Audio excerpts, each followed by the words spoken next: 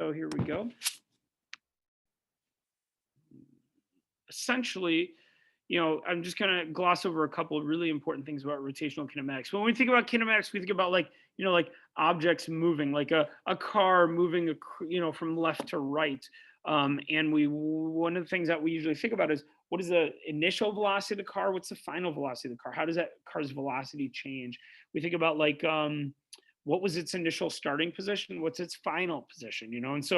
And how much time did it take to go from that starting position to the final position? And so we're thinking about like, when we think about listing out our variables, right? And that's like initial position, final position, initial velocity, final velocity, acceleration, and time. Or we think about launching something straight up in the air. Well, now we're thinking about something rotating, right? So here we've got like, these people linking arms, rotating around in a circle. And so when we think about initial position, we're really talking about an angle. And so you guys need to become pretty familiar with your radians. Okay. So like, and zero radians doesn't have to be at this point here. Zero radians usually is just wherever the object starts. So unfortunately I can't pause their motion, but let's say the line of these students started right here. Then we would call this an angle of 0 radians. It doesn't have to be right here. It could be anywhere you want. Or let's say even more, they started right there. Then we could say that that's an angle of 0 radians. And then let's say like after a second, I'm just going to count that off. Ready? And 1/1000, they get to here. So what is that final angle? If this is 0, that's honestly, it's almost 90 degrees as I look at it. If I started here and I ended there, that's almost 90 degrees. I can actually draw some lines to make it more clear. If it started here and 1 second later, they were right here, that's almost 90 degrees, and 90 degrees is pi over 2, right? So in radians, we'd say its initial position was 0 radians and its final position was pi over 2 radians.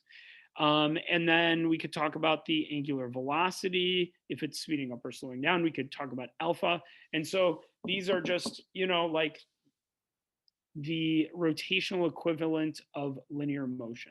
Right? When we think about linear motion, we think about moving left or right or up or down. And we think about rotational motion, we think about traveling around an angle in radians. All right, so let's see. I've got a couple more slides here that I want us to look at to kind of help you visualize. These slides are pretty good, I think, at helping you visualize some of this stuff. So let me skip that one. So here we go. So this is a nice example of, I'm just going to get everything up on this slide so we can talk about, okay. It's a nice example of linear motion, right? And this is constant velocity, right? So if something's going in a straight line at a constant velocity, it looks like this. If something's going in a straight line at a constant velocity slower, it looks like that. So let's say both these objects went 6 meters, except the top one did it in 2 seconds and the bottom one does it in 5 seconds. Then the constant velocity of the top object is 6 meters over 2 seconds, or 3 meters per second. And the constant velocity of the bottom object is 6 meters over 5 seconds, or 1.2 meters per second. So what does that look like in rotation, right? So these two guys are rotating at a constant rotational velocity, which is the symbol script EW, and script EW is omega, okay? So let's pull up all the details on that. Well, let's see. If it goes around 1 rotation in 2 seconds, see 1 rotation in 2 seconds, that means it went 2 pi radians, because 1 rotation is 2 pi radians in 2 seconds. On the other hand, this guy down here does 1 rotation in about 5 seconds. That means it went 2 pi radians in about 5 seconds. So if we want to find what the constant rotational velocity is, we do theta over time. 2 pi radians over 2 seconds is an angular constant velocity of pi, or 3.14 radians per second. So for every second, so in 1 second, watch, like 1/1000, this went pi radians. And that makes sense because pi radians is like half of a rotation, 1/1000, 1/1000, 1/1000, 1. So every second it's going around like half of a circle. On the other hand, down here, this guy takes 5 seconds to go around a full rotation, or 2 pi radians. And so if I do 2 pi radians over 5 seconds, I get 0.4 pi. So that's about half pi, right? So if 1 pi is half a rotation, then half of that is about a quarter of a rotation, a little less. So somewhere around here is where I would expect it to be after 1 second. So like 1/1000, so maybe a little more like here. And so every second it goes around 0.4 pi radians, okay? So what about speeding. Oh, so this is just a summary, right? Here's what like fast constant linear velocity looks like. Here's what fast constant rotational velocity looks like. Here's what slow linear velocity, constant velocity looks like. Here's what slow rotational constant velocity looks like. So before I go on to speeding up and slowing down or accelerating, do you guys have any questions for me at this point? So during rotational motion, if it's constant velocity in rotational direction, that implies that the net torque is 0, right?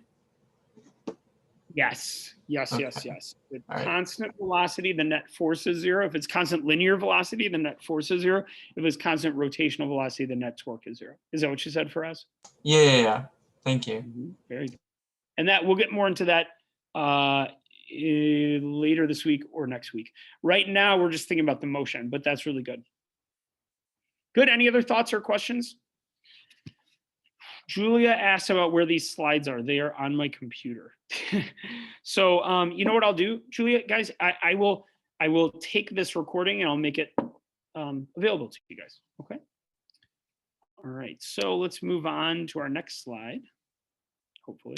There we go. Now this is like speeding up, right? So when we think about acceleration, in this case, well, acceleration could be meaning speeding up or slowing down. Here's constant velocity up top, but here's speeding up. And we can see it's speeding up because it's not moving to start with, and then it is moving to end with. And it's going faster. In the end, it's going faster than this guy because it not only, it catches up to that guy. So if it starts behind, if B starts behind A, then B must go speed up faster than this guy. This guy's going 3 meters per second, right? So let me bring all this up. Let me bring everything up so we can just talk through it all. Okay, sorry. There we go. So in the end, this guy must be going faster than that guy. So how do we find acceleration? Well, we list our variables, right? So we can say its initial position was 0. Its final position was 6 meters. It started at rest, 0 meters per second, and it did all that in 2 seconds.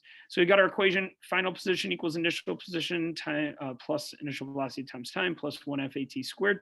And we plug in our values and we see that the acceleration is 3 meters per second per second. Okay, so this guy's accelerating at a rate of 3 meters per second squared. What does that look like for rotational motion? Well, this guy's going at a constant rotational velocity. Let's pull everything up here. Okay, there we go. Constant rotational velocity on top and speeding up on the bottom, right? And so this guy goes through 2 pi radians in 2 seconds, but this guy also goes through 2 pi radians in 2 seconds.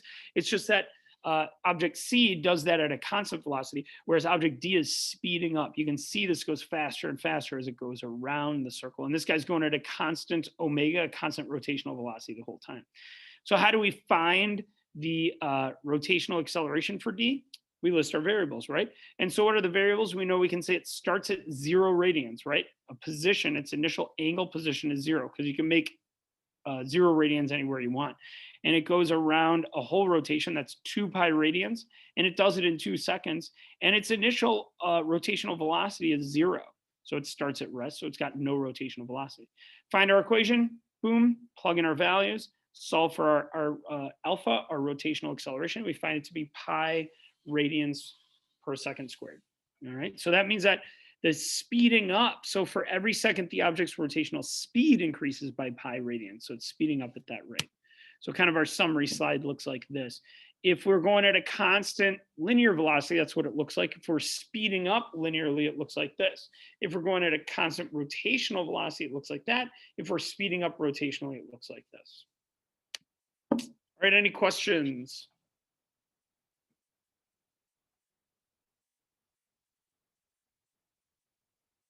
Cool.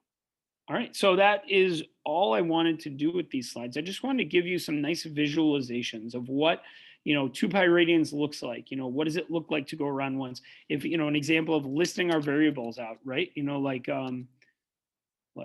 Here, right? If I want to list my variables out for something going in a circle, then one rotation is 2 pi radians. So I started at 0 radians, I ended at 2 pi radians.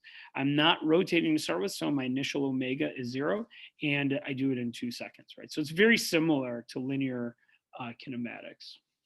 All right, so let me